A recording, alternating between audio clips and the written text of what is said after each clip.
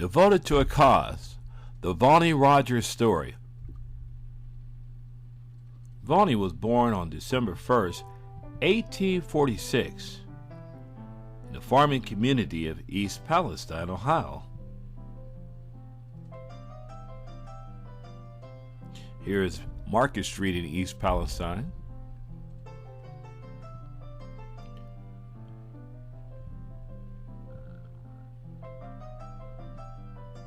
East Palestine is located in northeastern Ohio, along with cities such as Youngstown, Akron, and Cleveland. Here's the 18th century schoolhouse. Upon graduating from school, Volney decided to stay over and teach for one term.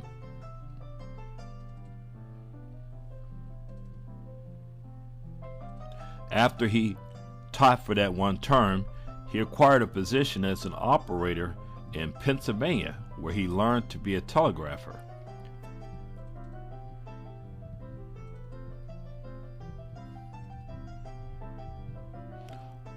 While working for the telegraph company, he decided to join a construction crew to string wire along the old Ohio National Pike from Pittsburgh to Baltimore. While in Harrisburg working for the legislature as a telegrapher, Rogers decided to study law. Along with his brother Disney, Volney and Disney opened a law firm in downtown Youngstown, as pictured here. This is Youngstown in late 1800. Volney was an avid horseback rider. He would ride often in an area known as Mill Creek Gorge. Volney thought the area to be extraordinarily beautiful, and Volney wanted to establish it or turn it into a park. So along with his brother Bruce and his brother Disney, they worked tirelessly to establish the area as a park. And Mill Creek Park was established in 1891. This was the humble beginnings of the park.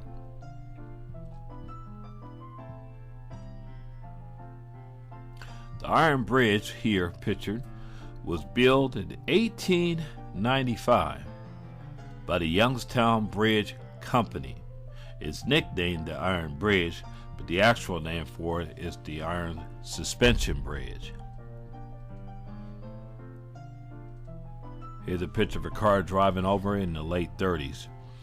This is as it is today. Around 5 years ago, the city of Youngstown closed it down and refurbished the whole building from end to front. This is one of the early administrative buildings in the park, which now serves as the headquarters for the Mill Creek Police Department, if you will. It's one of the many roads that wind their way through the park, if you will, one of the many roads that wind its way through the park. A picture's worth 1,000 words. As you're sitting on the bench and watching life all around you, you can't help but just take it in. The view, the park from many angles, is very breathtaking. Here we're looking out over Lake Glacier. Rogers secured options of much of the land, was able to purchase large tracts of it. This was no small task, given he was compelled to deal with more than 90 landowners. Once the land was secured, Rogers formed and promoted what he called the Township Park Improvement Law. Upon the law's passage, Rogers turned over all the land he had secured for park purposes. Rogers enlisted the help of his brother Bruce, who also studied landscape architecture, and Bruce Rogers became the park's first superintendent. The project also was benefited from contributions of well-known landscape architect Charles Elliott, and the park is considered one of his noble works. The Mahoney County Commissioners issued bonds to pay for the parkland. Rogers purchased $25,000 of them, with the understanding that they would be the last ones paid. Ironically, the financial panic of 1893 facilitated the park's development. As later newspaper account observed, unemployed men found work there. The second bond issue paid for their wages. The men cut down trails, as pictured here, and restored Pioneer Pavilion, a renowned factory building that was the oldest structure in the park at the time, and also built Lake Cohasset Dam. Yet Rogers struggled to preserve the Mill Creek Gorge was hardly over.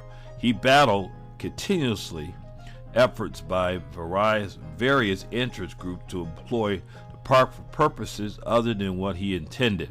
In one instance, Rogers' brothers successfully rolled back the push by local waterworks trustees to use Mill Creek Park as a source of waters.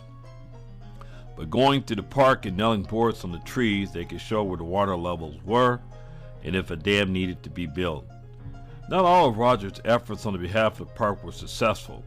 In 1913, a public sewer was ran through the park, contaminating the water and leaving Rogers demoralized. The consequences were very much as Rogers had predicted, and swimming was soon inadvisable in many of the park's once pristine lakes, in which there were four lakes total: Lake Newport, the Lily Pond, Lake Cohasset, and Lake Glacier to be exact. All were built by public works projects such as the WPA or the CCA, and also the men that they used in 1893 to carve out a lot of the trails and build a lot of buildings as well. Here's a picture of the Ford, if you will, Nature Museum that was donated by the Ford family in 1966. Here you see the inception of the Volney Rogers Football League, which started in 1931 to be exact. Here pictured is the championship team from 1950, and the league still lives on and plays on Volney Rogers Football Field in Youngstown, Ohio. This is a picture of Cohasset Dam. It's pictured on an early postcard.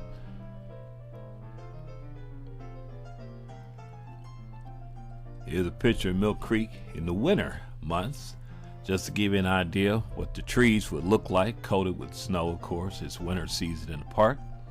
Here I am taking a stroll along one of the many roads in the park. Mill Creek Park encompasses over 4,400 acres, 20 miles of drives, 15 miles of foot trails, and is mentioned as the 142nd largest park within the limits of a city. Here is one of the oldest pavilions in the park, Slippery Rock Pavilion. As you can see here, there's plenty of natural trails to walk, if you will. Fowl of every type find their way to the park.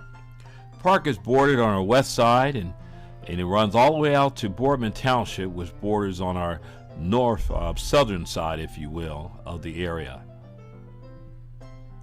Fellows Riverside Garden is one of the most grand flower gardens that you would ever see. Here the garden is in season, and you're seeing the very floral displays that are common to this area. There's a lot of wedding parties converge in the park to take pictures. As you can see in the background is the lovely gazebo design. Here's a lonely bench, but not lonely for long, for people utilize the park all year round, but especially during this time of the year. It's a saying goodbye to the Davis Center, there again, which is located at the Flower Gardens at Fellowship Riverside Garden. Here is the foyer of the late, or I might say early November period of time. This would be the Lake Glacier Boathouse, which is closed for the season right now. The park is utilized for a number of different things, such as jogging and walking and bicycling and hiking and fishing, canoeing, paddle boating, if you will. Here's more pictures of the Lake Glacier Boathouse in season. As you can see, the boat that takes you for a ride around the lake and the paddle boats.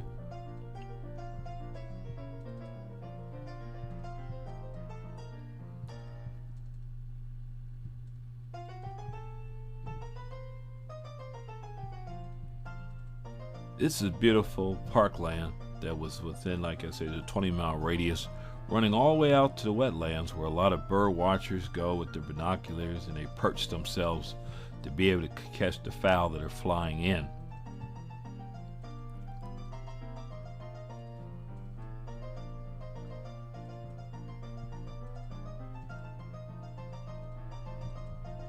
Here's a picture of the Volney Rogers, I should say, in the IDORA neighborhood. The street that runs in front of this house is named after him, Volney Road. Here are some bicyclists taking advantage of the clement weather, as you will. Temperature, I think that day was around 55 degrees. A Lake Glacier Dam, one of the many dams that I mentioned that was built for the purposes of developing inland lakes. Lake Glacier, as I said, Lake Newport, the Lily Pond, and Lake Cohasset. All were the 4 lakes that were developed with the dams. Here is some of the picnic area. There's a pristine area, a favorite area for picnickers during the season, if you will. As we're fading fast to winter here in Youngstown. Matter of fact, we're approaching an early winter, which is kind of uncharacteristic, or early November winter, if you will. A Mill Creek Golf Course was established in 1928, which lies on 2 different areas. You have the 19-hole course on the west side. That's in the Judge Morley Pavilion, or Rocky Ridge area, if you will. Birch Hall is one of the many pavilions that litter the park. A lot of these log cabins and pavilions were built by hand. They shied away from using heavy equipment all the time. Mill Creek Wetlands is the area I mentioned in Boardman Township area, which borders the park, and actually all the way out to Route 224. Park runs from Route 224 all the way to the west side of Youngstown, which would be bordered by Mahoning Avenue, and that's the area where you saw the lovely pristine flower garden at earlier. Chestnut Hill Pavilions, one of the many pavilions that litter the park. One of the many handcrafted deck walking trails, if you will. One of the many bridges, as you see there, that were built to the park system with the Civilian Conservation Corps, WPA, and also the financial unrest of 1893, where they utilized the men to build a lot of the different features. Here are ducks on the run, family of ducks enjoying the park. I think I may have disturbed their swim a little bit. Yet another pavilion. Littering the park, I think there's anywhere between 20 to 30 pavilions when you look at the 20-mile course of the park that are littering the park. All majestic and splendor, because they're all different. They have their own personality, of course, in their own location. Here is the school in the park area that's named after Volney, of course. The original school laid opposite of the football field that was named after Volney Rogers as well, and it was torn down. And around 7 years ago, a replacement was built to that original elementary school. Volney Rogers travels to Cannon City, Colorado on November 26, 1919. He wrote his brother a letter. Shortly after he got out there, he contracted a cold, which turned into pneumonia.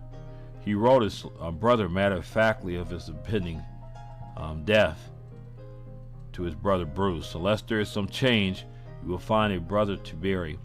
Better go to Orr's undertaking establishment and learn what should be done at this time at the end of the line. This is a sad message, but I have thought it best that you know everything. I don't want any of you to worry about me. We all have to go sometimes. Shortly after his death in 1919, December 3rd to be exact, the city of Youngstown dedicated a monument to his likeness. The monument came online actually around 9 months after he had died. It was building on it started before he died. His brother had an opportunity to communicate that to Volney, who was really touched by the city. The mayor captured the sentiments at the ceremony. It said that we do not erect monuments to selfishness. We erect monuments to those who live for the community and whose high ideas is the welfare of the many. That is why we're honoring Volney Rogers today. In 2000, Volney Rogers was inducted into the Ohio Natural Resources Hall of Fame for his principal role in establishing Ohio's park districts.